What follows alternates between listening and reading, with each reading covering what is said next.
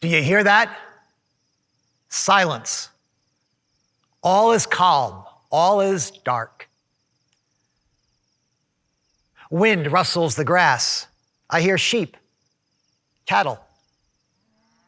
Somewhere, just down there, a shepherd is snoring. He has no idea what's coming. You never know the moment before something happens until it's over. Then you can never go back. Maybe that's why they say silence breaks. When silence ends, something new begins. I apologize. I should have led with, do not be afraid. That's what my kind are always having to say when we show up in your world. Is it because we're so frightening? You tell me. Is it because we bring messages from the Almighty?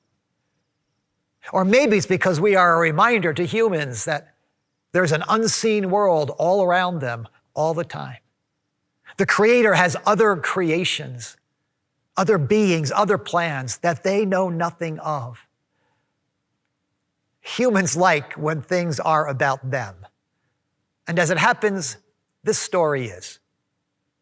This is a story about humankind, so loved by the Creator that He would go to any lengths to redeem them.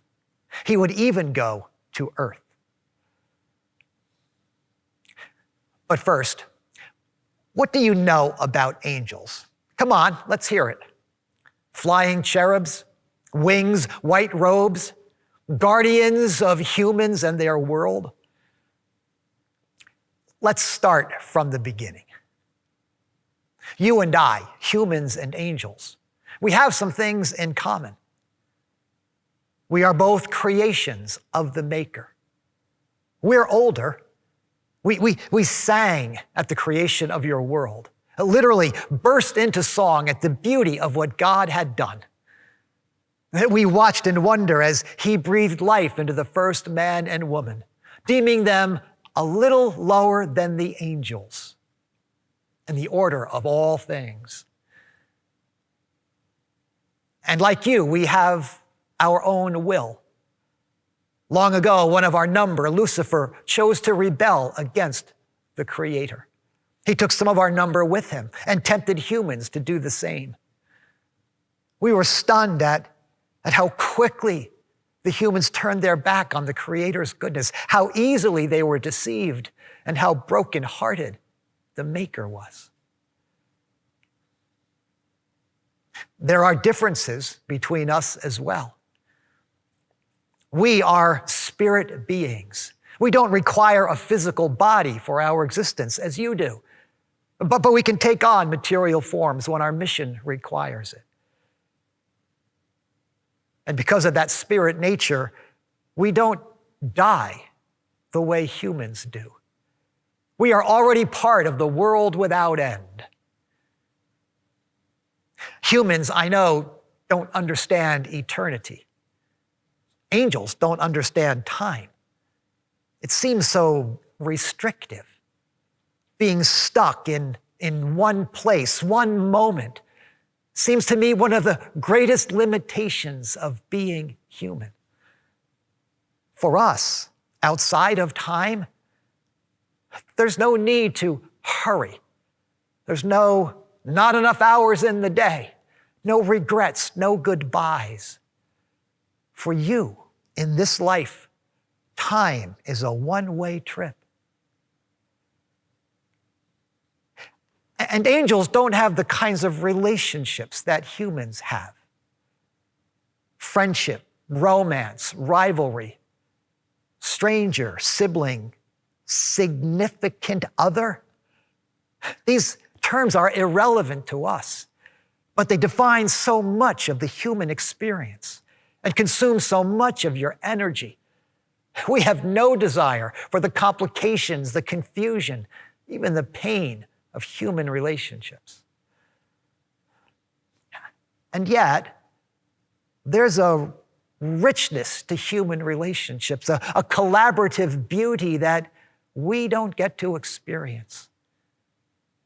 We are wholly focused on our Creator, serving Him as His army, as His messengers, as His choir.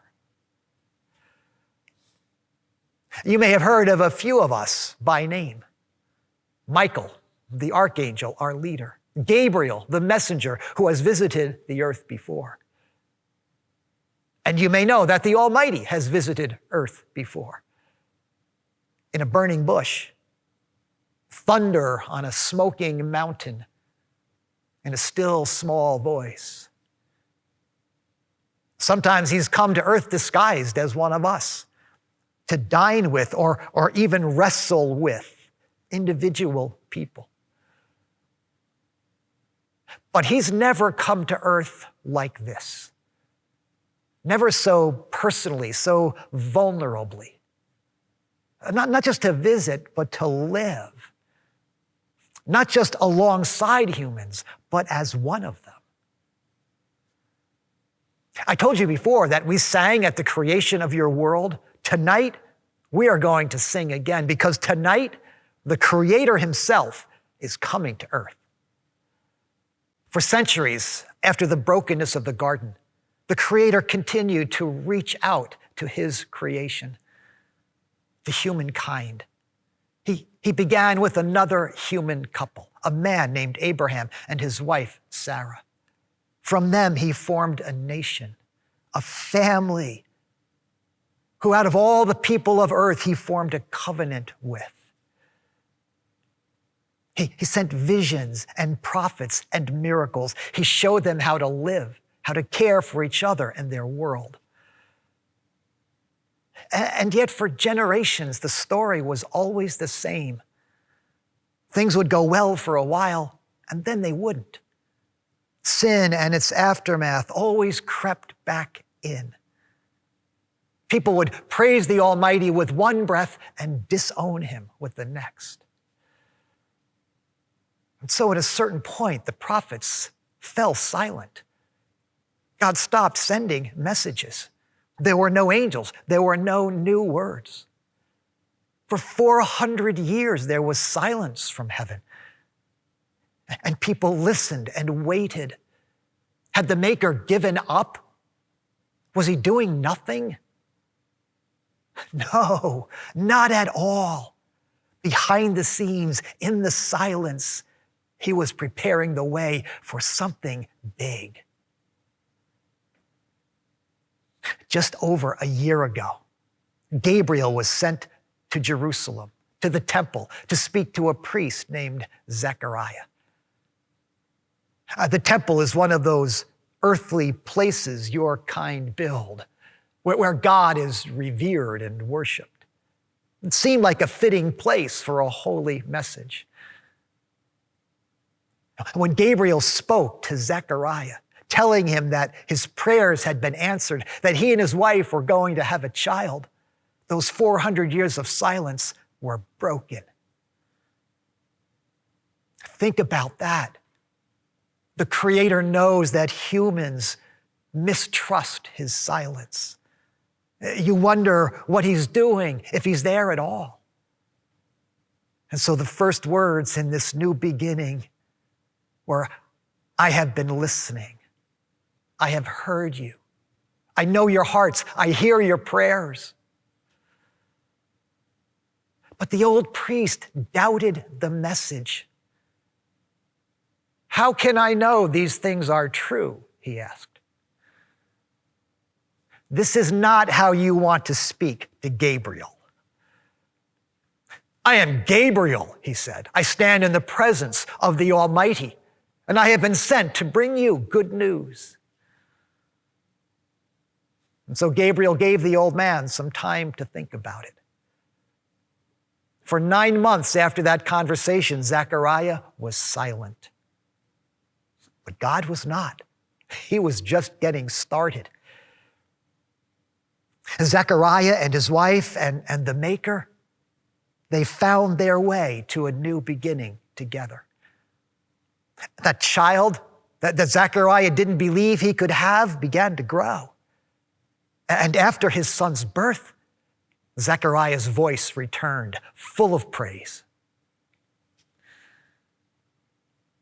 Now, it was a busy time for Gabriel. He was sent to earth again, this time to a far less promising location, to a little Galilean village called Nazareth, where life is simple and poor. You could easily wonder if anything good could ever come from a place like this, what an angel was doing here. But you could never have guessed the answer. "Greetings, Mary," Gabriel said to a young woman. "The Lord is pleased with you." From a priest in the temple to a peasant girl in a dusty village house. From "I hear you" to "I am pleased with you." And to her, Gabriel gave the words that would change the course of human history, of all history. "You will conceive and give birth to a son, and you will give him the name Jesus. He will be great and will be called Son of the Most High. He will sit on the throne of his father David and will reign over Jacob's descendants forever and ever. His kingdom will never end." "How will this be?" Mary asked. Not with disbelief like the old priest, but with curiosity, with the wonder of someone who has always viewed the world working one way and suddenly is discovering there's more.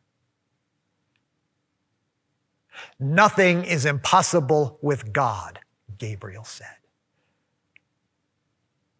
No word from God will ever fail.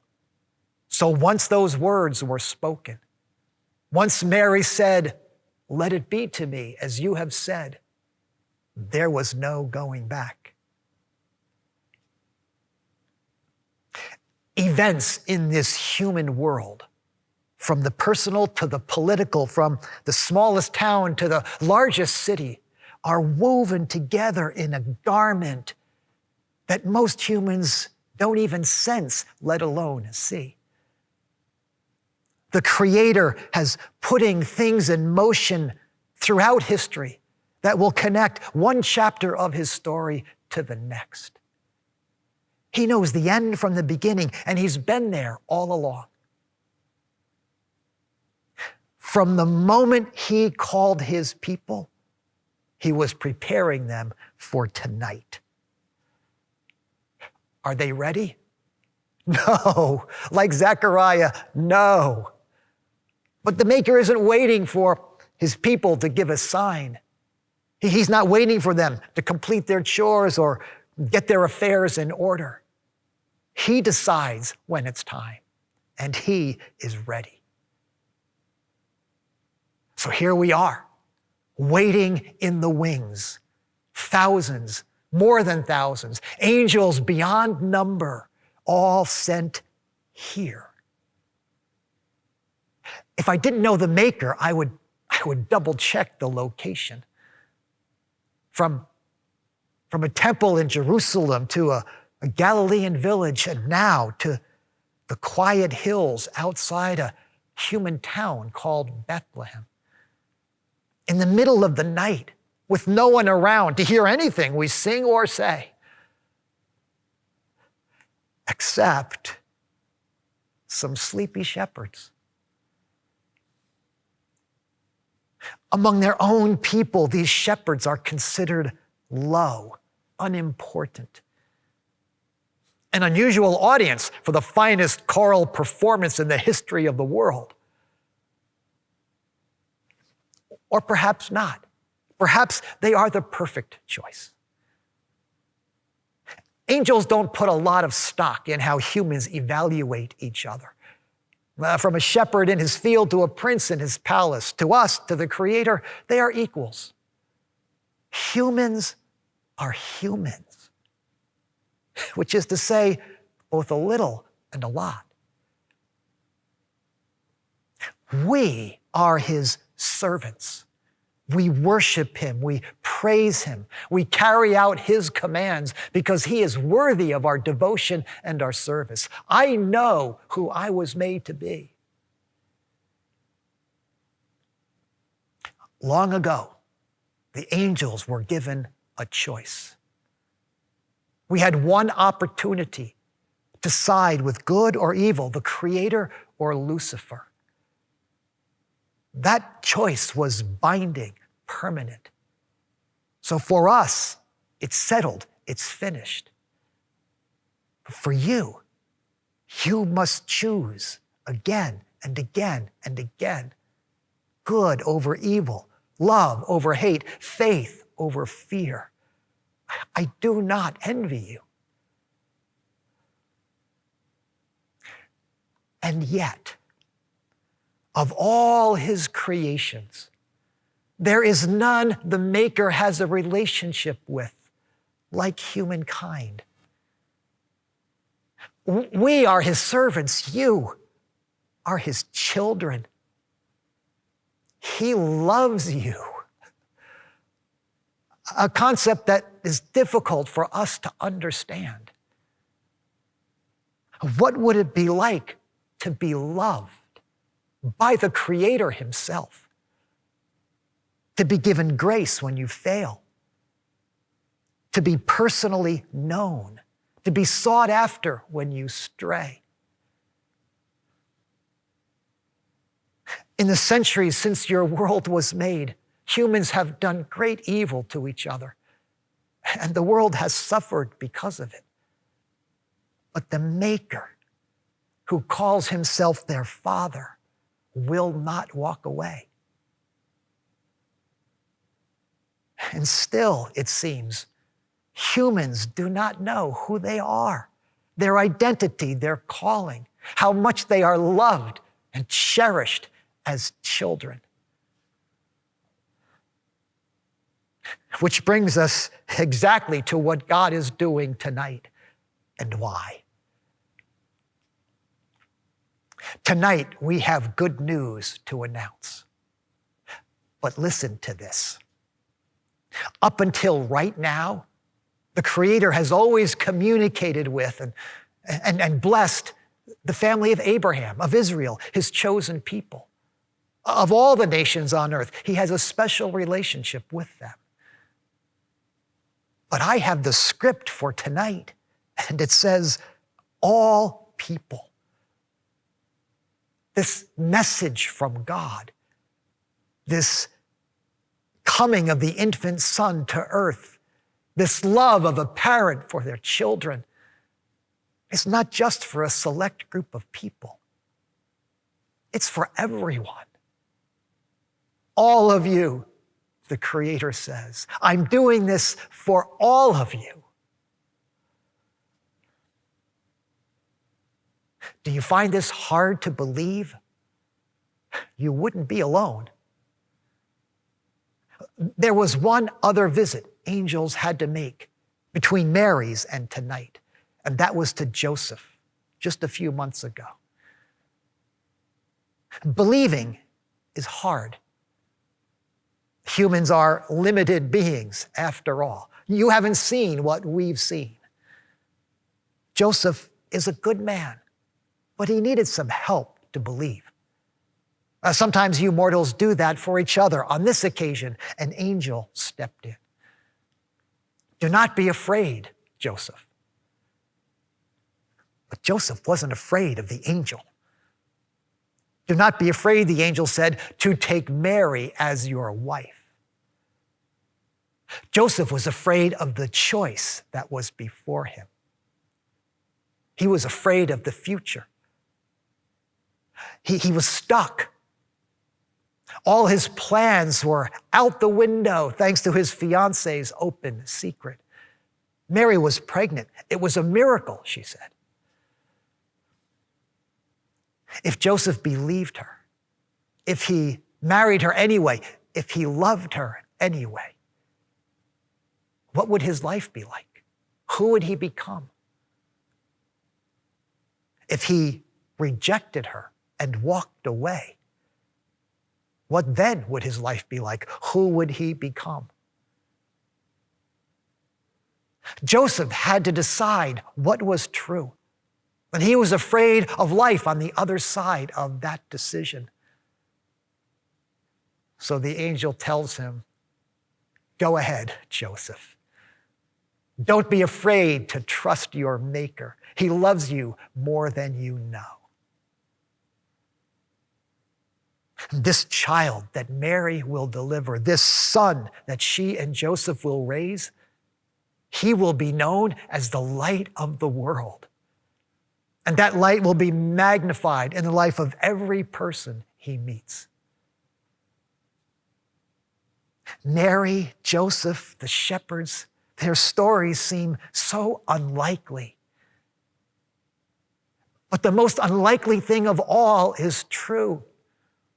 God so loves this broken world, so loves humanity in all its selfishness and wrongdoing, in all its sparks of beauty and glory, so loves that he will allow his son to become one of them, to experience life as one of them, to suffer as one of them, even to die as one of them, so that every one of them can be forgiven and be his child forever.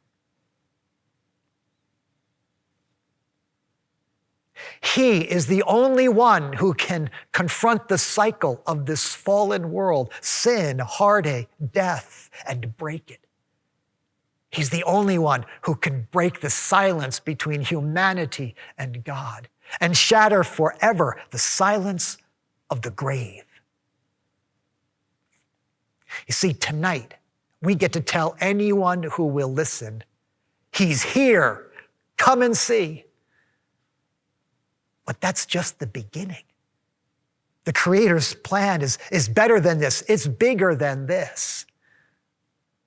This child is coming to earth to live such a life as has never been lived, and to die as every human being must. And then, just when the world seems at its darkest, when hope seems farthest away, when there is an awful silence for 3 days, one of us will show up again and will say something new. He isn't here. Go and tell. And everything will begin again. There's so much wrong in this fallen world. We've watched it all unfold. We've wondered what would happen next. But the chapters to come are good because the Creator's love never fails. Tonight, the angels will celebrate. Tonight, we will break our silence with praise because tonight, to this broken, beautiful world, a son will be given. And his name will be called Wonderful Counselor, Mighty God, Prince of Peace, Emmanuel, God with them. Glory to God in the highest heaven, and on earth peace, goodwill. Tonight, a few unlikely humans are about to get a glimpse of what goes on where the Maker dwells. Beauty in sound and song, and even in silence. Beauty that this world has no reference for. And yet, to the humblest of places, just over there, to a manger full of straw, people will come and bend and adore their God as deeply as the angels in heaven, because tonight he dwells here. A great joy will be for all people and a multitude of angels too. How will you tell this story? What will you call it? How will you celebrate it? The coming of this God child to your world. You will tell it in your own way, as I have told it in mine. Do you hear that? A baby's cry. If you'll excuse me, that's my cue.